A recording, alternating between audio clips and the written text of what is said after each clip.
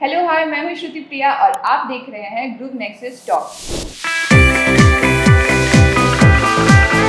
आज हमारे साथ स्टूडियो में मौजूद है Ashwani, who is also known as Evin. Welcome Evin to our studio. तो आप हमारे ऑडियंस को कुछ अपने बारे में बताइए, अपने बैकग्राउंड के बारे में। मेरा नाम है एविन और मेरा बर्थ लुधियाना पंजाब में हुआ था और मैंने अपना हाई स्कूल तक वहीं पे मैंने स्टडी करी है।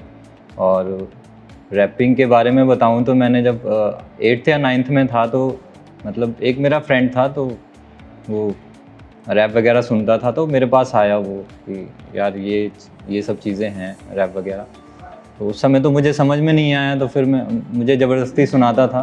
फिर मैंने सुनते सुनते फिर मुझे अच्छा लगा, फिर उसने एमिनेम का रैप सुनाया तो वहाँ से थोड़ा मेरा इंटरेस्ट आया एमिनेम के रैप से। तो फिर मैंने भी धीरे धीरे लिखना शुरू किया और फिर वहीं से मतलब मेरी रैपिंग की जर्नी स्टार्ट हुई थी। लेकिन मैं उस टाइम में बहुत अच्छा लिख नहीं पाता था, मतलब लिखता था मैं, मतलब बहुत अच्छा नहीं लिख पाता था, मुझे भी पता था। बट ये था कि मुझे लिखना ही है, मुझे करना ही है, तो मैंने स्टार्ट कर दिया था लिखना। फिर उसके बाद आफ्टर 10th क्या हुआ कि मेरे पापा पंजाब एग्रीकल्चर यूनिवर्सिटी में मतलब जॉब करते थे तो वहाँ से रिटायर हो गए।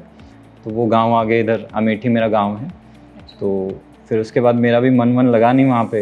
देन मैंने क्या किया कि फिर मैं भी आ गया, लखनऊ में मेरे भैया रहते हैं तो उनके साथ में रहा। वो एक न्यूरोथेरेपिस्ट हैं तो फिर उन्हीं के साथ रह करके मैंने न्यूरोथेरेपी की ट्रेनिंग ली और अभी मैं साथ में न्यूरोथेरेपी भी कर रहा हूँ। मतलब आप न्यूरोथेरेपिस्ट भी हैं? जी मैम। मतलब एक सिंगर और रैपर के अलावा तो आप ये मैनेज कैसे करके चलते हो? तो मैं बता देता हूँ पूरा। एक्चुअली मैं जब यहाँ लखनऊ में आया तो वो तो बस एज अ ट्रेनिंग ले रहा था न्यूरोथेरेपी की। मुझे मतलब बहुत ज़्यादा वो नहीं था कि हाँ चलो ठीक है सीख लेते हैं। फिर मैंने यहीं लखनऊ से इंटर किया और ग्रेजुएशन किया और साथ में न्यूरोथेरेपी भी किया। न्यूरोथेरेपी करते करते आपका सिंगिंग, रैपिंग, ये सब में इंटरेस्ट कैसे आ गया? क्योंकि मैं रैप तो मैं स्टार्टिंग से ही लिख रहा था, न्यूरोथेरेपी तो बाद में आई थी।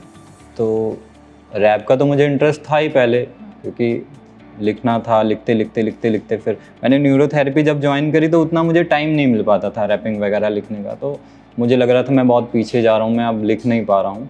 बट उसको मैंने किसी तरीके से मैनेज किया, फिर और लिखा मैंने, फिर थोड़ा अच्छा लिखने लगा मैं, मुझे भी अच्छा लगने लगा। फिर उसके बाद मैंने फ्लो पे वर्क किया, क्योंकि सिर्फ लिखना ही कुछ नहीं होता है, आप उसको किस तरीके से गाते हो उस पर डिपेंड करता है।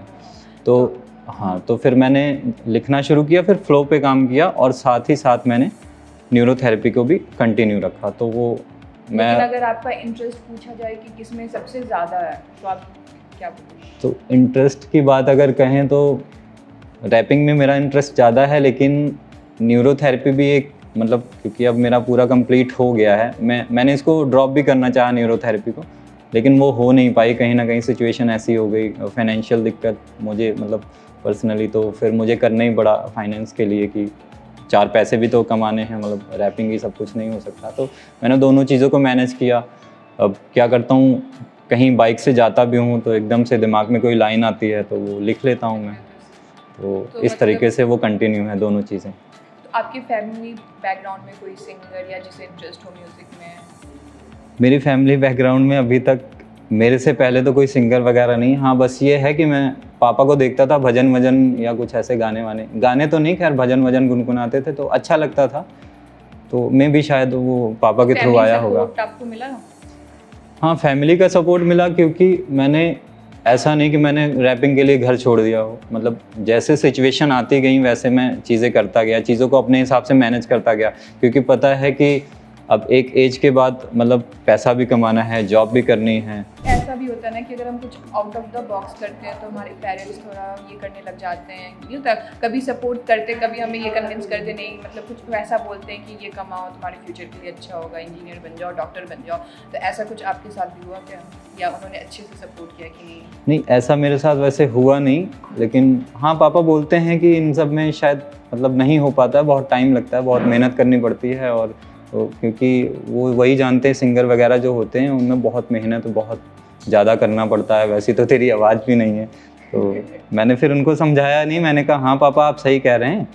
फिर मैंने अपने हिसाब से हैंडल किया और मतलब मैं करता गया। अभी तक भी उनको बताया नहीं है कि हाँ मतलब मैं ये चीज़ कर रहा हूँ और अच्छी तरीके से कर रहा हूँ, क्योंकि उनको रैप वैप पता नहीं, उनको तो वही वो सुरताल वाले जो गाने होते हैं वही उनको पता है। तो ऐसे मतलब घर वाले कुछ ऐसा भी बोलते हैं कि क्या रैपर क्या होता है, इससे अच्छा गाना गा लेता है या कुछ ऐसा? नहीं, ऐसा तो कुछ नहीं उन्होंने या हमारे साथ भजन में वो सीख लो। नहीं वाले नहीं भी खुश। नहीं ऐसा कुछ नहीं किया, क्योंकि वहाँ तक हमने जाने ही नहीं दिया। वो रैप अपने तक रखते हैं, रिलीज़ भी होता है तो ठीक है, अगर किसी ने दिखा दिया तो ठीक है, नहीं तो फिर अभी तो नहीं शो करते जब तक अच्छे लेवल पे नहीं करेंगे। आपको सबसे ज़्यादा इंस्पायर किसने किया? मतलब अगर आपकी ये जर्नी है तो आप किसको देख के सबसे ज़्यादा इंस्पायर होते हो? सबसे पहले तो मेरी जर्नी स्टार्टिंग यहीं से हुई थी कि मेरा फ्रेंड मेरे को ज़बरदस्ती रैप सुनाता था, तो और वो बोहेमिया की सुनाता था, लेकिन मुझे मतलब बहुत ज़्यादा, क्योंकि तो कौन सा फ्रेंड, मतलब चाइल्डहुड फ्रेंड? हाँ, चाइल्डहुड ही कहेंगे। जब मैं 8-9 में था तो उस टाइम का वो फ्रेंड था, तो उसी के थ्रू मतलब मैंने रैप वगैरह सुना था। उसने पहले बोहेमिया सुनाया, फिर मुझे मतलब 1-2 गाने सुने, लेकिन बहुत अच्छा नहीं लगा। फिर उसने एमिनम के बारे में बताया, फिर उसके गाने वाने सुनाए, उसके रैप सुनाए, क्योंकि वो थोड़ा फास्ट भी रैप करता है, तो मुझे फास्ट स्टार्टिंग से ही पसंद था। तो फिर मेरे को एमिनम पसंद आया, उसके बाद से मैंने चूज़ कर लिया कि हाँ ये करना है। तो मतलब अभी आज के टाइम में अगर आप क्रेडिट देना चाहोगे तो आपके फ्रेंड है जिन्होंने हाँ इंस्पायर किया है आपको? हाँ, उसी ने इंस्पायर किया। उसी के बाद से मैंने रैपिंग करियर चालू किया। अब तो फ़िलहाल मैं गाने वाने भी लिखने लगा हूँ, लेकिन रैप मतलब वहीं से स्टार्ट किया था मैंने। जैसे हर आर्टिस्ट की जर्नी में अप्स एंड डाउन्स रहते हैं, कुछ अच्छे कुछ बुरे, तो आपके जर्नी में मतलब अच्छे क्या और मतलब होते हैं ना कि कुछ अच्छी चीज़ें कुछ बुरी चीज़ें जिससे आप सीखे भी हो, ऐसा कुछ आप हमारे ऑडियंस को बताएं? हाँ, अप्स एंड डाउन्स तो बहुत आए, क्योंकि जब लिखना शुरू किया था तब तो बच्चे ही थे। उसके बाद फिर लुधियाना छोड़ के लखनऊ आए, तो एक तरह से डाउन से ही था कि मतलब स्टडी में भी करियर थोड़ा आगे बढ़ाना है। तो फिर उसमें क्या हुआ कि फिर स्टडी भी करी साथ में, और रैपिंग का भी किया, और न्यूरोथेरेपी में भी टाइम दिया, लेकिन रैपिंग को उतना टाइम नहीं दे पा रहे थे। फिर मुझे लग रहा था शायद मैं आगे लिख नहीं पाऊँगा, आगे कुछ कर नहीं पाऊँगा, बहुत अच्छा नहीं कर पाऊँगा, लेकिन टाइम दिया अपने आप को कि नहीं यार, अच्छा हो बुरा हो, लेट लिखता हूँ, जैसे भी लिखता हूँ मतलब लिखूँगा। हाँ, तो एविन आपके लिए म्यूज़िक क्या है और आपकी ज़िंदगी में ये कितना इम्पोर्टेंट है?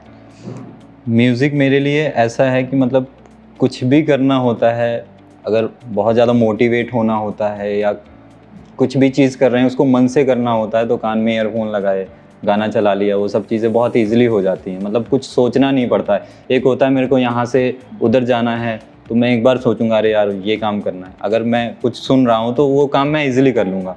तो म्यूज़िक से काफ़ी मोटिवेशन भी मिलती है। और म्यूज़िक मेरे साथ ऐसा है कि मतलब एक मतलब प्रोफेशन नहीं है मेरा, मतलब स्टार्टिंग से बचपन से एक मतलब हॉबी की तरह है। उसको अभी तक मैं मतलब एज अ मतलब शौक की तरह ही यूज़ कर रहा हूँ।